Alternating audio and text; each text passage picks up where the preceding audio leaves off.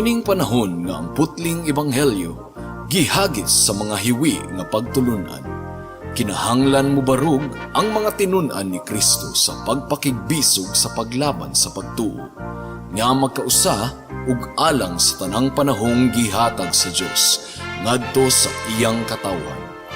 Maoy hinungdan nga namugna kining tulumanon ang putling ebanghelyo. 30 minutos nga pagsabwag sa tinuod nga ebanghelyo.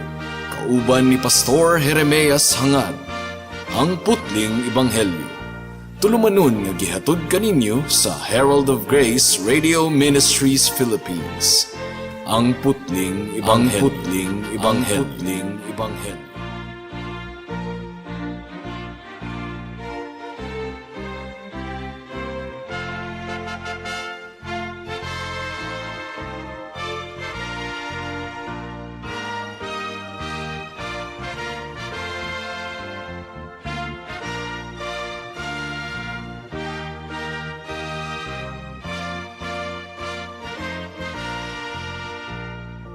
Alang sa pagpamalandong sa pulong sa Ginoo, niining taknaa atong pag-aablihon ang atong Biblia sa Mark chapter 10 verse 13 hangtod sa 16. Apan sa dili pa akong giabot ang akong pagpanimbaya sa akong lulo nga si Isabelo Laures Sr., 93 years old. Ug happy birthday sa akong nanay, October 24. Dalaygon ang Ginoo, 71st birthday. Praise be unto God. Mark chapter 10 verse 13 hangtod sa 16. Ang giingon dinhi, nanay kunsing de akong nanay. May pipila ka tawo nga nagdala og mga bata ngadto kang Hesus aron sila hikapon niya apan gibadlong sila sa mga tinun-an. Sa pagkamatikod ni Hesus niini nasuko siya ug giingnan niya ang iyang mga tinun-an. Paaria kanako ang mga bata, ayaw silag pugni, kay ang gingharian sa Dios ila sa mga sama niining mga bata. Timan ininyo kini ang dili mo dawat sa paghari sa Dios sama sa usa ka bata dili mahisakop niini. Unya iyang gipangugos ang mga bata, gitapion ang iyang mga kamot kanila ug gipanalinginan niya sila. So sa atong pagsugod niining verse 13 mga kaigsunan, it appears nga nausab na ang eksena. From verse 1 hangtod sa verse 12, private ang pagstay ni Jesus kauban sa iyang mga disciples. Doon na sila'y private fellowship. Pero karon sa verse 10 hangtod sa verse 13 rather hangtod sa verse 16, aduna nausay public ministry ang atong buhi nga Dios nga si Hesukristo. It appears nga daghan na usab ang mga tawo nga nag-alirong kaniya. Verse 13 ang giingon, may pipila ka tawo nga nagdala og mga bata ngadto kang Hesus aron sila hikapon niya apan gibadlong sila sa mga tinun-an. So gidala niining mga tawhana ang ilang mga bata aron padalanginan sa atong Ginoo, pero gibadlong sila sa mga tinun-an. So here once again atong makita nga lahi gayon ang perspektibo sa mga disciples sa atong Ginoong Hesukristo. Adunay nakita si Kristo nga lahi sa ilang pananawon or lahi sa ilang paminsar mga kaigsuunan. Maingon usab kita, daghan kayong mga higayon nga ang atong mga pagpamalandong, ang atong mga paminsar sukwahi ra kayo sa kabubuton sa atong buhi nga Dios. O gi-record ni Marcos nga atong Ginoo nasuko niini nga okasyon. Nasuko. O kining word nga nasuko pareho sa kasuko nga gibati sa mga disciples later. Parehong language ang nasuko. Interestingly, ang giingon dinhi sa Mark chapter 10 verse 35 hangtod sa 37, unya si Santiago ug si Juan nga mga anak ni Zebedeo miduol kang Hesus ug miingon, magtutudlo, aduna kami ipabuhat kanimo. Unsa may ipabuhat ninyo kanako? Nangutana si Hesus kanila, mitubag sila, kun mulingkod ka na unya sa imong trono didto sa imong gingharian nga mahimayaon, palingkura kami uban kanimo, ang usa sa imong tuo ug ang usa sa imong wala. And then sa verse 41, sa pagkabati niini sa napulo katinunan, nangasuko sila kang Santiago ug kang Juan. So, pareho ang language nga gigamit. Sa atong teksto karon, nasuko si Jesus kay gibadlong sa mga disciples niya ang mga bata nga gidala sa mga tawo ngadto kaniya. Ug sa verse 41, parihong language, nasuko ang napulo ka apostoles kang Santiago ug kang Juan. Ang kasuko ni Jesus, balaan nga kasuko. Pero ang kasuko sa mga disciples ni Jesus Christ, dautan nga kasuko, kay nagselos na sina sila sa gibuhat ni Santiago ug ni Juan. The anger of the disciples was a selfish anger, mga kaigsuunan. So, ang eksena sa atong teksto karon pare-pareho sa eksena sa Mark chapter 9. Sumala sa atong pagpamalandong ni atong miaging mga simana, ang kalainan lang, mga kaigsuunan, nakita nato nga ang mga ginikanan baka wa pud gisulti sa atong teksto kung mga ginikanan ba kining mga tawhana nga nagdala sa mga bata, but common sense tingali, mga ginikanan kini nga ilang gidala ang ilang mga bata or gagmayng bata ngadto sa atong Ginoong Hesukristo, whereas sa chapter 9 sa atong gipamalandungan ni adtong miaging simana, si Kristo mismo ang mikuha og usa ka bata. Ug ang tumong ni Kristo sa chapter 9 nga atong gipamalandungan ni adtong miagi, mao nga i-illustrate niya sa iyang mga disipulo ang estado sa gingharian sa Dios. Gitudluan niya ang iyang mga disciples mahitungod sa pagdawat bisan pa sa mga individual nga murag dili kayo importante, mga kaigsuunan. Now, karon human gihatagan sila og instruction sa Ginoo sa chapter 9 mahitungod sa pagka mapainobsanon, aduna na unta sila'y kahigayunan nga ilang i-apply ang gitudlo ni Kristo ni adtong miaging chapter. Aduna nay mga gagmayng bata nga murag insignificant, dili kayo importante sa ilang pananaw. Oportunidad na unta kadto nila nga i-apply ang gitudlo ni Kristo ni adtong miaging chapter, pero bagsak gihapon ang iyang mga disciples karon. Gumikan kay gi-reject gihapon nila ang mga batang gagmay nga gidala sa mga tawo ngadto kang Jesus. Again, human sila makadawat og pagtudlo ni Kristo, aduna na untay kahigayunan sila nga i-apply ang kamatuoran nga gitudlo ni Jesus, pero bagsak gihapon sila niini nga higayon. Ang focus sa atong teksto, mga kaigsuunan, mao ang kapakiyasan sa mga disciples sa pag-recognize sa ilang garbo nga mao ang makapugong sa pagsulod sa gingharian sa Dios, opposite sa kinaiyahan sa gingharian sa Dios. Long process kini sa matag usa kanato, mga kaigsuunan. Gahi kita og ulo, gitudluan kita sa kamatuoran karon apan gumikan sa pagpanglihok ni Satanas o gumikan sa kasalaanan nga nagpabilin sa atong kinasuluran. Gahi kayo ang atong ulo sa pag-apply sa kamatuoran sa pulong sa Dios. Ang giingon sa Mark chapter 10 verse 37, kung mulingkod ka na unya sa imong trono didto sa imong gingharian nga mahimayaon, palingkura kami uban kanimo, ang usa sa imong tuo ug ang usa sa imong wala. So garbo. Gitudluan sila ni Kristo sa pagkamapainobsanon, and here where James and John managsuon nga nagsanta iyahay og pataas sa ilang kugalingon. Gusto nila nga mulingkod sila sa tuo ug sa wala ni Kristo. Garbo. Kanya si Pedro nagpasigarbo usab sa Luke chapter 22 verse 33 hangtod sa 34. Ang giingon dinhi, si Pedro mitubag, Ginoo, andam ako pag-unong kanimo hangtod sa bilangguan ug sa kamatayon. This is pride. Miingon si Jesus, sultihan ko ikaw, Pedro, nga dili mo tuktugaok ang manok niining adlaw hangtod nga ilimod mo ako sa makatulo. Chapter 22 verse 60 hangtod sa 62, na tinuod ang gitagna ni Kristo. Ang giingon dinhi, apan mitubag si Pedro, Uy, wala ko'y kalibutan sa imong gipanulti. Samtang nagsulti pa siya, may manok nga mitugtugaok, milingi ang Ginoo, mitutok ang Pedro, ug nahinumdom si Pedro sa gisulti sa Ginoo kaniya. Sa dili pa mutugtugaok ang manok karong adlaw, ilimod muna ako sa makatulo. Migula si Pedro og mihilak sa hilabihang pagbasol.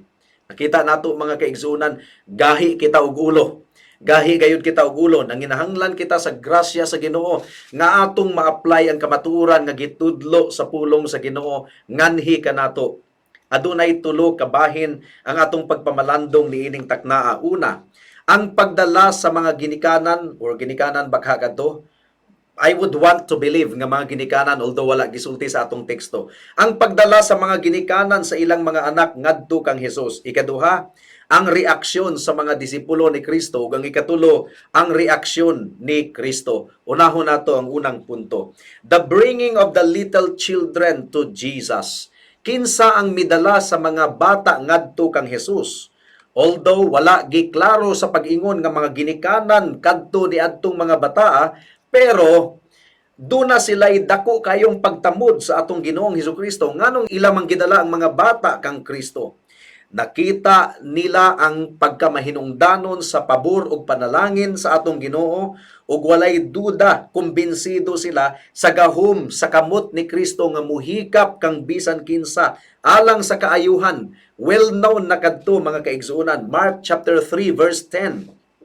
Daghang mga tawo ang iyang giayo ug tungod niana ang tanan nga may balatian nag-ilugay pagduol aron makahikap kaniya. Ang giingon usab sa Mark chapter 5 verse 27 to 28, nakadungog siya mahitungod kang Hesus, busa misuot siya sa katawhan ngadto sa luyo ni Hesus. Unya miingon siya sa iyang kaugalingon, bisan og mahikapan ko lamang ang iyang bisti, mamaayo gayod ako. So nakuha nato kining mga tawhana nga nagdala sa mga gagmayng anak or gagmayng bata ngadto kang Hesus. They were convinced about the healing touch of Jesus Christ. They were convinced about the power of the hand of Jesus Christ. Ug walay indikasyon nga nangandoy kining mga tawhana sa kaayuhan sa balatian, ila lang yung gidala ang ilang mga bata ngadto kang Hesus. But there is a possibility nga kining mga bata nanginahanglan usab og kaayuhan, pero ang giingon sa atong teksto, these people wanted Jesus Christ to give blessing to their children. Common kini ni adtong panahona nga ang mga tigulang maghatag og panalangin sa gagmayng mga bata. Mao kini atong mabasa sa Lucas kapitulo 2 bersikulo 28 hangtod sa 30. Ni adtong puya pa si Kristo, gipanalanginan siya ni Simeon. Ang giingon dinhi, gikuha o gigakos ni Simeon ang bata ug nagpasalamat siya sa Dios. Karon Ginoo, kay imo namang gituman ang imong saad, itugot nga ang imong sulugoon mo panaw nga malinawon, kaysa kaugalingon kong mga mata nakita ko ang imong kaluwasan. Unya niini nga okasyon, duna sila'y pagpursige mga kaigsuunan, kay gipugnan sila sa mga disciples, dili lang makausa ka higayon. Nahibaw-an nato kini kay atong gitunaan ang Greek language. Ang Greek language naga-indicate nga dili lang usa ka higayon silang gibabagan sa mga disciples, daghang higayon, pero sila namugos, nagpursige gayon mga kaigsuunan. Ang idea niini, gusto nilang dadon ang mga bata ngadto kang Hesus. Ang mga disciples nagpunay og pugong kanila mga kaigsuunan, nagbadlong kanila, pero nagpadayon sila, namugos sila, wa sila misurrender. And too often ang mga tawo moingon nga interesado kuno sila kang Kristo, pero gamayng ubo lang o gamayng sipon lang, desisyon na dayon nga dili mo adto sa simbahan. Di sa lang ko musimba karon kay murag sakit man ang akong ulo, pero kung sa trabaho gihilantan, giubo, gisipon, pero kinahanglan man ang trabaho, mo sungasung og trabaho kay kinahanglan, pero ang pagsimba gamay lang nga gibati sa lawas, desisyon na dayon nga dili mo simba. Wala nagpursige, wala naningkamot, pero kining mga ginikanana taliwala sa mga babag, mga disciples pa ni Jesus Christ ang mibabag, pero namugos sila, nagpursige sila mga kaigsuunan. Hinaot nga mao kini ang atong attitude sa atong pagduol sa Ginoo, nga taliwala sa mga babag, magpursigi kita, musungasong kita, daghan man gyud mga babag sa atong pagduol sa Ginoo, pero dili kita magpapildi ug musalig lamang kita sa grasya sa atong buhi nga Dios. Kinahanglan nga ang muduol kang Kristo, makakita gayud nga siya ang pinakalabing mahinungdanon sa tanan. So mo kadto ang unang punto. Ikaduhang punto, ang reaksyon sa mga disipulo. Muna ni karon. Nganong ilamang gipugngan kadtong mga tawhana nga dadon ang gagmayng mga bata sa atong Ginoong Hesukristo? Well, to give them the benefit of the doubt, basin og concern lang sila sa atong Ginoong Hesukristo kay hectic kayo ang schedule sa atong Ginoong Hesukristo. Puno kayo ang iyang schedule ug niining panahona basin og nakita nila nga nanginahanglan na si Jesus og kapahulayan kay daghan kaayo gipangayo si Kristo nga mga masakiton. Ug nakita nila nga luoy ang atong Ginoong Hesukristo, gikapoy na kaayo. So basin og concern sila sa well-being sa atong Ginoong Hesukristo. Ug basin og nakita nila nga wala dili ra kay importante ang request ni adtong mga tawhana nga dadon ang mga bata ngadto kang Kristo aron itapion ang iyang kamot aron sila panalanginan. Pero more likely ang motibo sa mga disciples nganong ilang gibadlong ang mga ginikanan gumikan kay kaugalingon ra gihapon nila ang ilang gihuna-huna, mga kaigsuunan. Wala siguro sila malipay nga ang atensyon ni Kristo nailog na pud ni adtong mga ginikanan kay before that ang atensyon ni Kristo anaa kanila, pero karon aduna na usay intruder nga mga ginikanan, so wa sila malipay. Nagtudlo si Kristo mahitungod sa divorce, basin og na-interrupt ang pagtudlo ni Kristo kay miabot ang mga tawo nga gustong dadon ang ilang mga bata ngadto sa atong Ginoo. Pilay edad ni ining mga bataa, wala giklaro sa teksto. Posible nga puya ang maong mga bata or posible nga mga batang gagmay, mga kaigsunan. Wala giklaro sa atong teksto. And most likely, ang hinungdan nganong gipugngan sila sa mga disciples sa paghatod sa ilang mga bata ngadto kang Jesus because they did not want to be bothered. Bisan ang tradisyon sa mga Hebreo, mga kaigsuunan, ang mga bata panalanginan gayud sa mga tigulang, pero sa kultura sa mga Romano, ang mga bata ilang gikaminusan.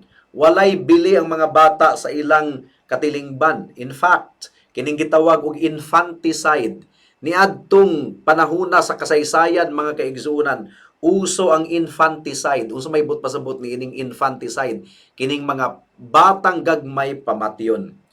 Sa balaod sa Roma, ang infanticide wala mapapas. Napapas lamang ni adtong 375 AD.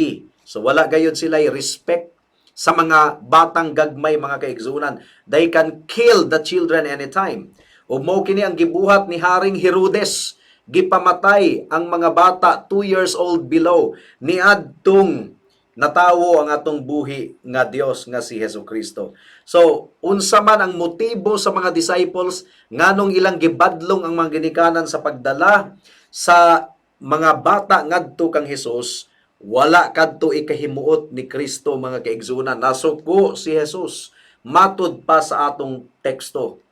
Unsa man ang ilang pagtagad sa mga bata, si Kristo mibadlong kanila, mi-rebuke kanila, gumikan kay alang kang Kristo, mahinungdanon kadtong mga bataa.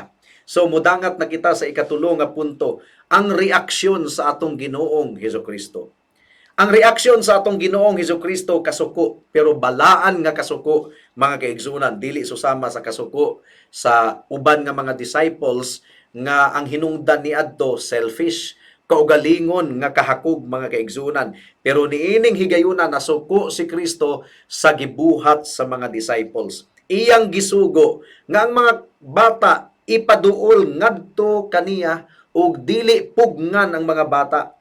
Mark chapter 10 verse 14 ang giingon dinhi, sa pagkamatikod ni Jesus niini nasuko siya ug giingnan niya ang iyang mga tinun-an nga dili pugngan ang pagduol sa mga bata ngadto kaniya. So nakita nato ang kasing-kasing ni Kristo alang sa mga kabataan usab. Maluluyon ang atong Ginoong Hesus. Puno siya sa grasya, mga kaigsunan. Ug ang gagmayng mga bata na higugma sa atong Ginoong Hesukristo, gipangugos ni Kristo ang gagmayng mga bata. Ang passage sa Mark chapter 9 kadto atong gipamalandungan ni atong miaging mga semana, nagapakita kanato nga gikugos ni Kristo, gisabak ni Kristo ang bata, taas-taas nga higayon. Samtang nagwali si Kristo, sabak-sabak niya kadtong bataa, mga kaigsunan. So Jesus Christ really had affection to little children. Ug unsa man ang buti pasabot sa statement ni Jesus sa verse 14 nga ang giingon dinhi, kay ang gingharian sa Dios ila sa mga sama niining mga bataa. Ang buti pasabot ba nga tanang mga bata maluwas, mga kaigsunan? Ang buti pasabot ba nga kung ang mga bata mga matay, automatic nga moadto sila sa langit? There is no indication nga atong teksto nagtudlo og infant salvation or kaluwasan sa gagmayng mga bata. Ang giingon ni Kristo, ang gingharian sa langit anaa sa susama niining mga bataa. So, ang buti pasabot niini, unsa man di ay character sa mga bata, mga kaigsunan. Ang character sa mga bata adunay pagka mapainobsanon ug adunay pagka dependent sa ilang mga ginikanan. Dependent.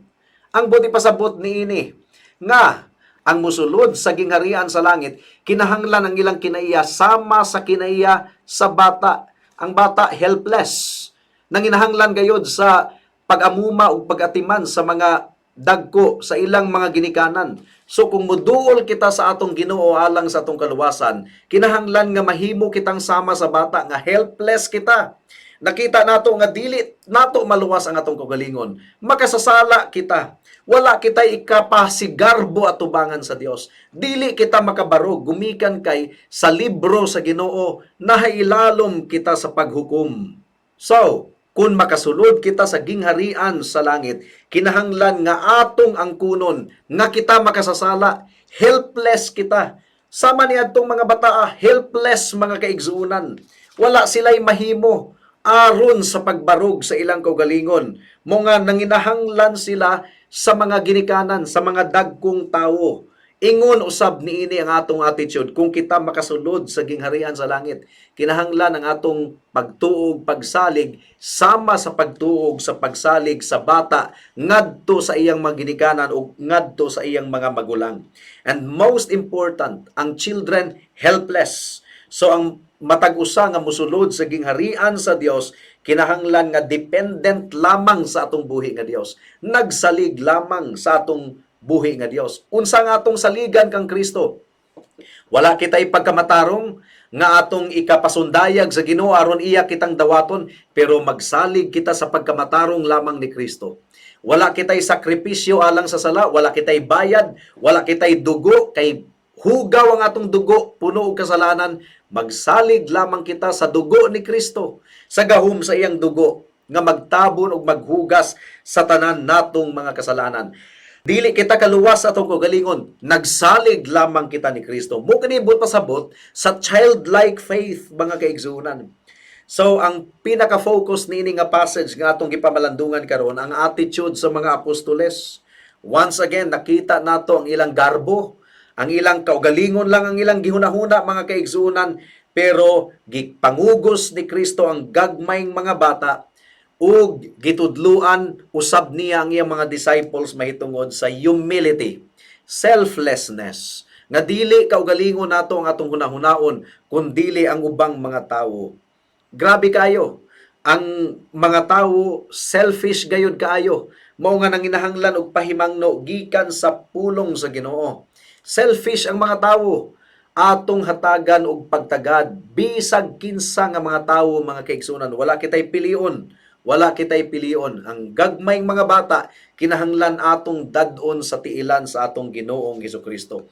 Lisod gayud kaayo kini nga leksyon, mga kaigsunan. Nga bisan ang mga disciples sa atong Ginoo, dugay kayong nakaka-on niini. Kapila na sila gitudluan ni Kristo mahitungod sa pagka mapainobsanon, and here they are once again. gidominahan na pod sa ilang garbo. Mao nga pait kayo ang ilang nasinatian. They had to experience all of those rebukes, all of those difficulties. Musulod lang gayod sa utok nila ug sa kasing-kasing ang kamatuoran gikan sa baba sa atong Ginoong Hesukristo. Ug ikaw, igsuon nga nagpataas sa imong kaugalingon, ang Biblia nagaingon, God opposes the proud but gives grace to the humble. Mao nga magbantay ka. Kay kung magpasigarbo kita sa atong kaugalingon, sigurado gayod nga hampakon kita sa atong buhi nga Dios. Mao nga kung dunay garbo nga moturok sa atong kasing-kasing, nakita nato nga naghari na ang garbo, maghinulsol kita dayon. Mubalik kita sa Ginoo, mutawag kita kaniya, pangayoon nato ang iyang tabang nga dili kita malitag sa garbo, mga kaigsunan. Walay garbuso nga makasulod sa langit. Ang makasulod sa langit kadtong nag-ila nga siya makasasala ug dili siya kaluwas sa iyang kaugalingon. Ang makasulod sa langit katong nagpaubos nga si Kristo lamang gayud ang manluluwas, mosalig lamang sa dugo ug pagkamatarong sa atong Ginoong Hesukristo. Ang makasulod sa langit kadtong adunay hugot nga pagsalig sa saad sa Ginoo nga kung kinsa ang mutuo kaniya dili malaglag kundili dunay kinabuhing walay katapusan. Ipaubos ang imong kaugalingon karon higala ug dangop kang Kristo ug salig lamang kaniya ingon nga imong bugtong Dios ug manluluwas. Magampo kita. Salamat o Dios sa imong mensahe niining taknaa ug among gipangayo ang bunga niini o Dios. Hinaot nga every time nga matugkan og garbo ang among kasing-kasing makabantay dayon mi. Ang balaang espiritu mo rebuke kanamo dayon ug maghinulsol kami ug mopaubos sa among kaugalingon sa imong atubangan. Tabangi kami, nanginahanglan kami sa imong grasya o Dios. And this we pray in Jesus' name. Amen and amen.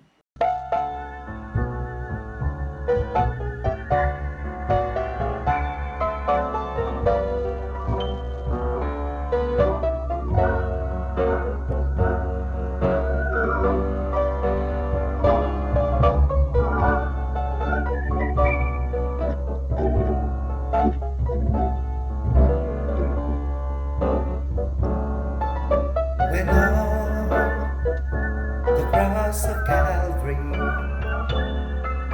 the Lord was crucified. The mob stood round about him and mocked until he died. Two thieves were nailed beside him to share the agony. Oh, but one of them cried out to him, "Oh Lord, remember me."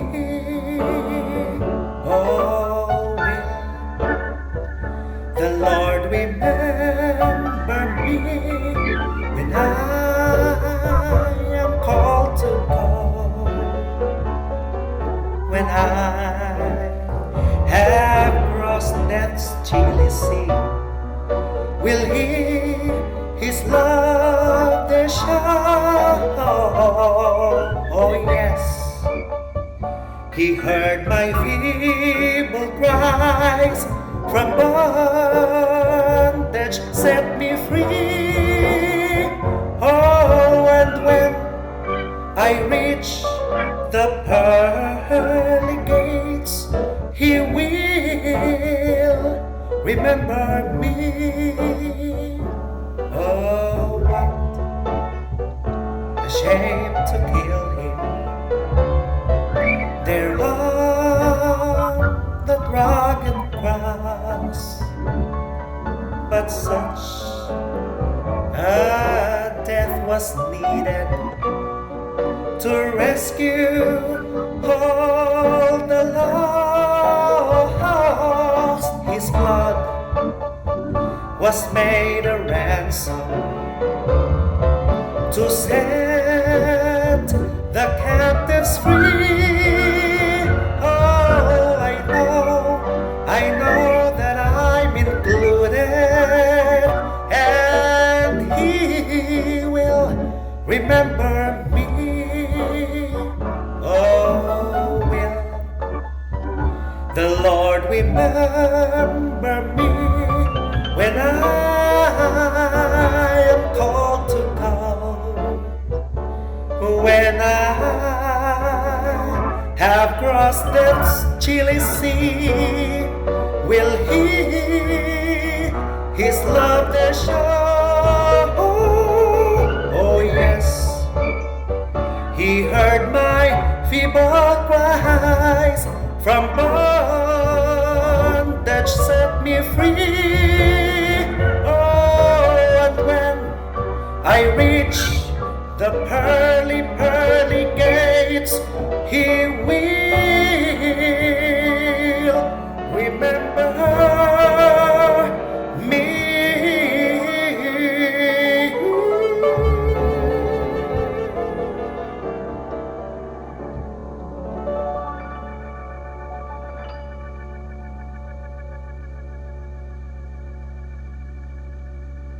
Alang sa dugang nga mga pangutana, mahimong mo text kang Pastor Jeremias hangad sa 0935 744 3030.